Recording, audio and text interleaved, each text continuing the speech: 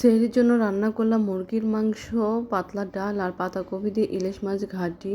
আর আমি সেহরিতে উঠে রান্না করি ওই সময় একটু ভর্তা ভাত করি, কারণ ভর্তা ভাত না খেলে আমার একদমই ভালো লাগে না। সেহরিতে আমি কেন জানি তরকারি খেতেই পারি না, একটু ভর্তা ভাত হইলে আমার খুবই ভালো লাগে। আর সেহরিতে যেহেতু খাওয়াই যায় না, তারপরেও যতটুকু খেতে পারি আর কি ভর্তা দিয়ে।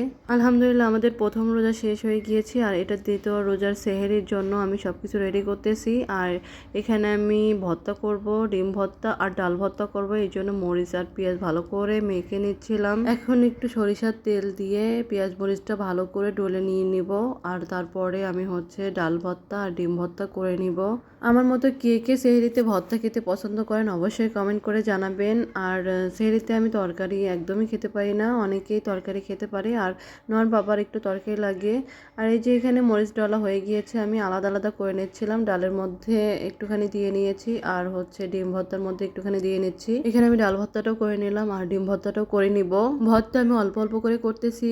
আর নর পাপা আর নর চাচু যেহেতু তরকারিও খাবে, এই জন্য অল্প করে ভর্তা করতেছিলাম।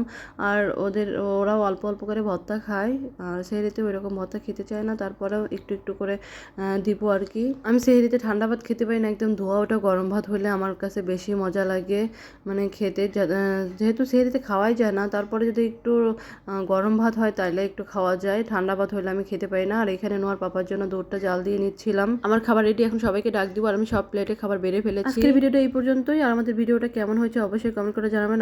আমাদের ফেসবুক পেজটা ফলো দিয়ে দিবেন, লাইক কমেন্ট অ্যান্ড শেয়ার করে দিবেন। আল্লাহ হাফেজ।